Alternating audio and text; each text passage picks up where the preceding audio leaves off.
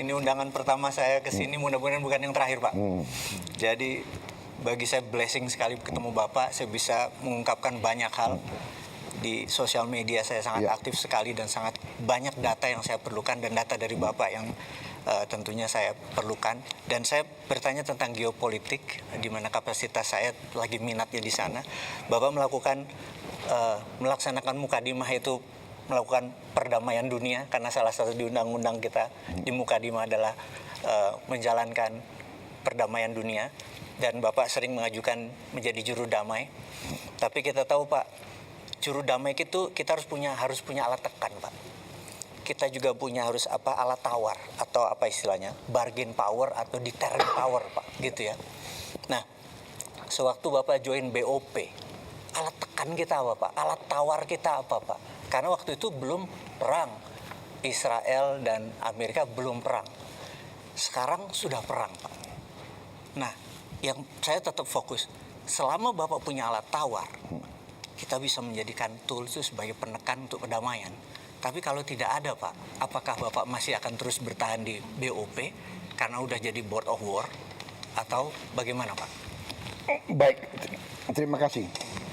Jadi saya jelaskan ya. Saya jelaskan dalam konteks situasi sesudah 7 Oktober tahun 2023. 7 Oktober 2023. Terjadi serangan oleh Hamas Ya. Oh, di malam yang dan pembalasan dari Israel yang luar biasa. Betul. Bisa dikatakan gila-gilaan itu, ya. 7 Oktober 2023, Bapak. Jadi 2024, 2025 Terus dihabisin rata Gaza. 80% rata. 70.000 diperkirakan mati.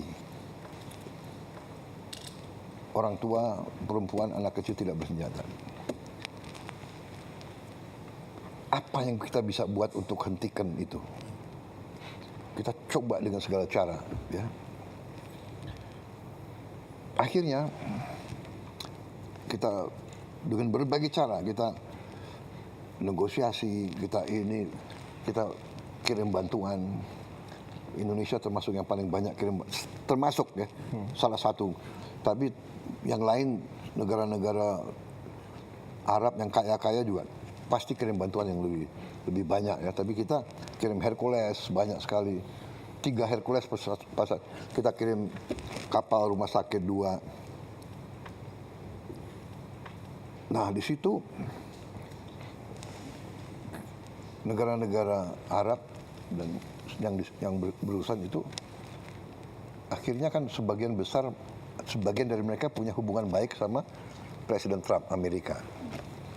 Mereka semua mendesak Amerika, tolonglah hentikan penghancuran Gaza ini.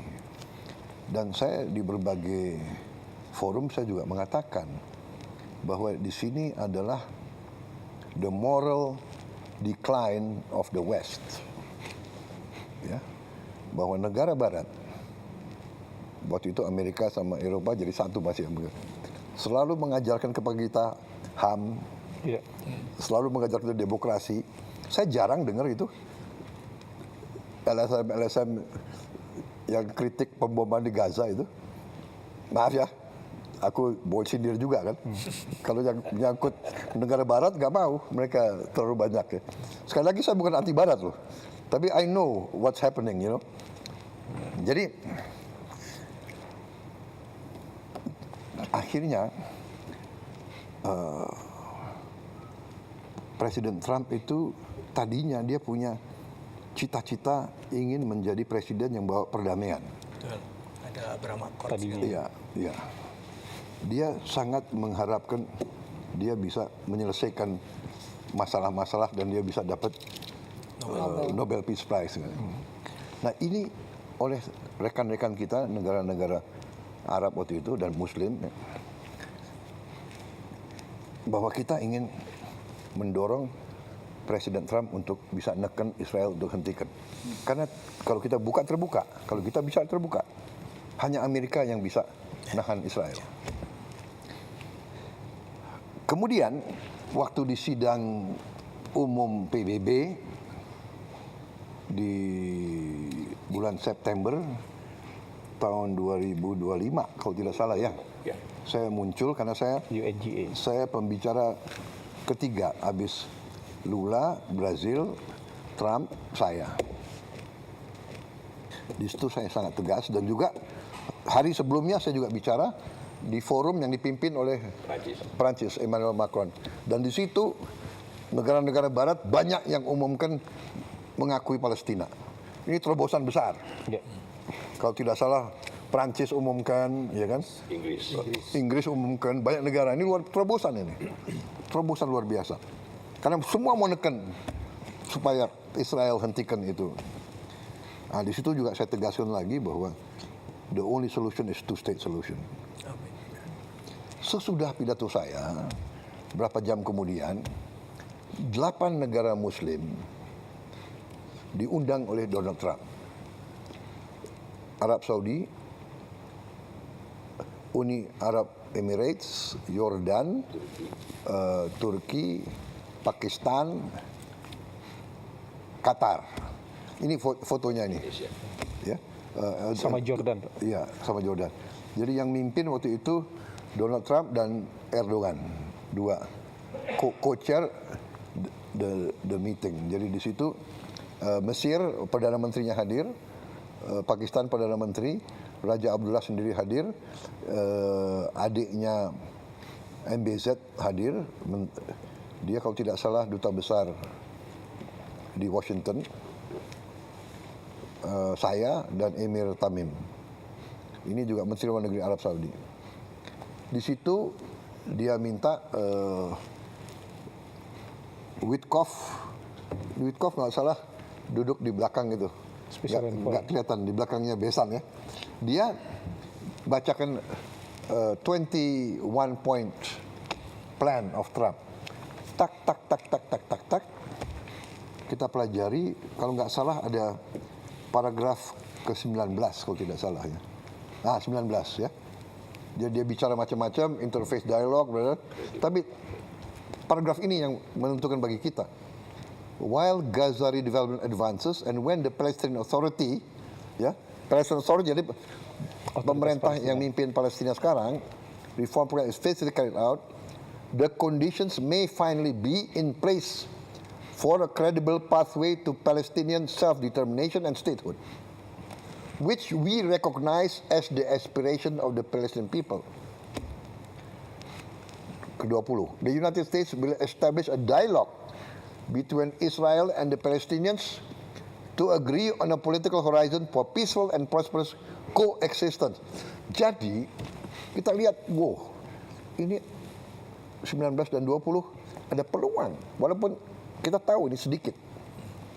Akhirnya kita berdelapan diskusi, kita dukung ini atau tidak.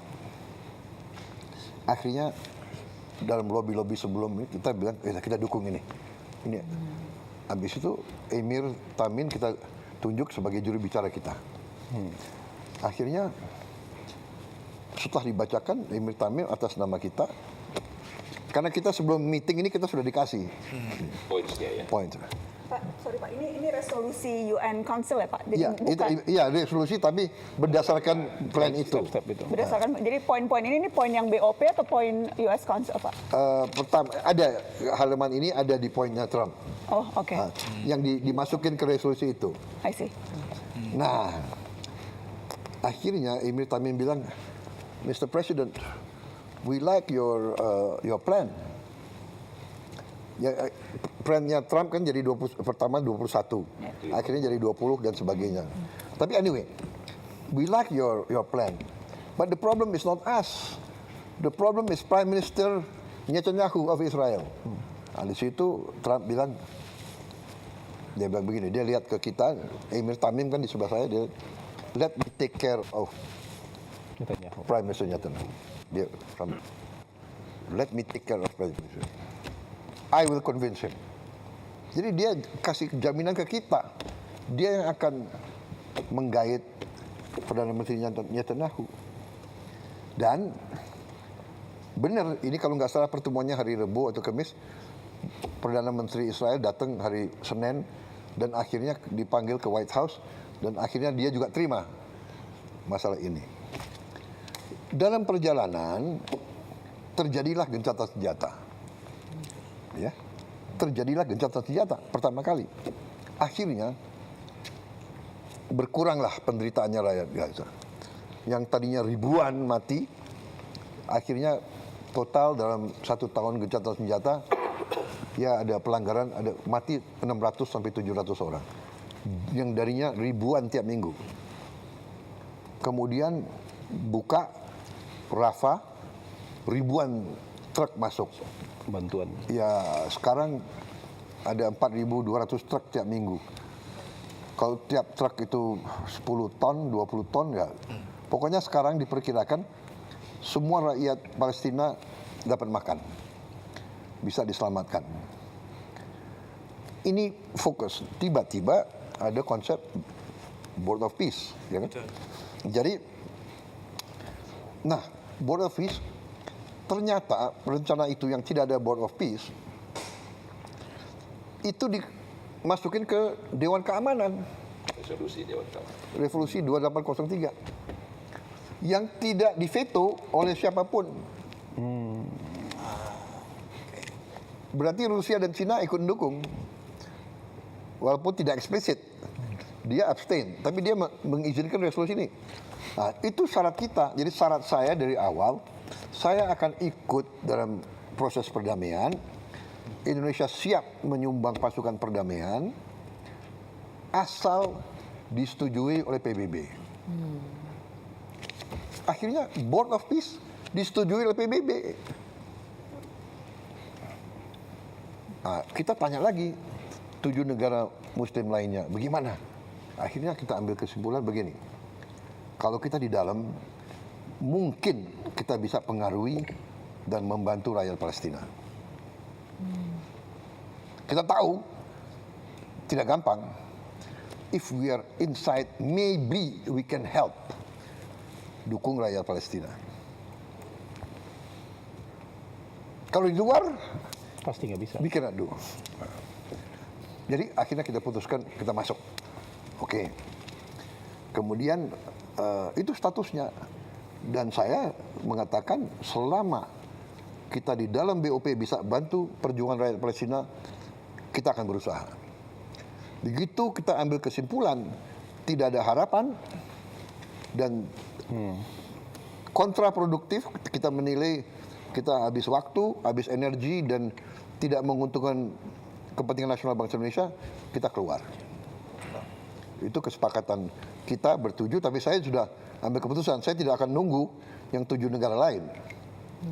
Kalau saya ambil keputusan, kalau saya ambil kesimpulan tidak ada manfaat, mereka sudah tahu saya akan keluar. Ya, jadi saya setuju benar sama yang dikatakan Pak Mardigu. We must have leverage. Kita harus ada posisi tawar. Saya tidak tahu kenapa Indonesia diajak. Kita agak jauh. Tapi mungkin karena kita dianggap salah satu negara Muslim yang besar. Ya, Turki besar, Pakistan besar. Walaupun kita jauh dari situ, kita diajak. Jadi ya saya menjalankan perjuangan bangsa Indonesia dari dulu. Kita selalu membela kemerdekaan Palestina. Dan itu mereka tahu. Dan saya selalu katakan dalam pembicaraan saya dengan tokoh-tokoh Barat, kita akan ikut. Dan kita siap kirim pasukan perdamaian, asal saya bilang, semua pihak setuju keterlibatan Indonesia. Pertama, tokoh-tokoh Palestina. Kedua, semua negara yang terlibat. Mesir, Yordan.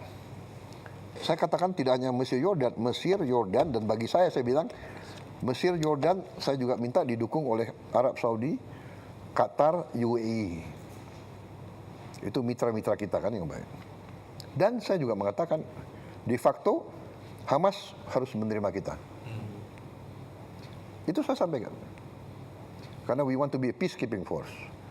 Kemudian oleh mereka, kita yang ikut di Board of Peace, itu dikasih kelonggaran.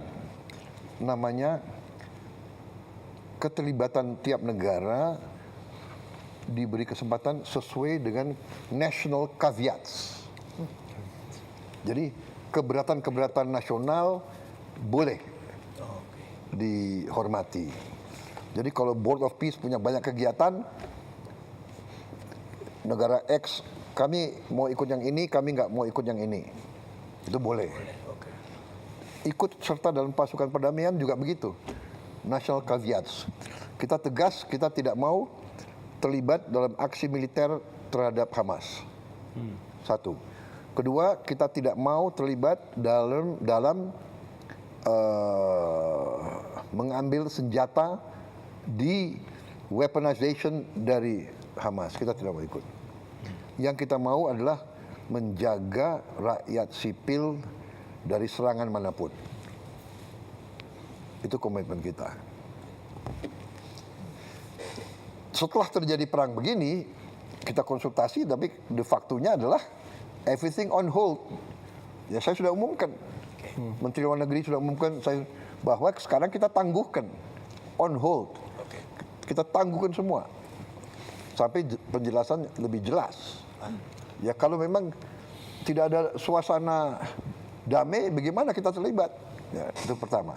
Tapi sekali lagi kita harus hitung benar apa yang bisa kita buat bantu rakyat Palestina. Karena kita memang sangat diharapkan. Rakyat Indonesia, bangsa Indonesia sangat diharapkan oleh orang Palestina. Bantuan kita, makanan kita,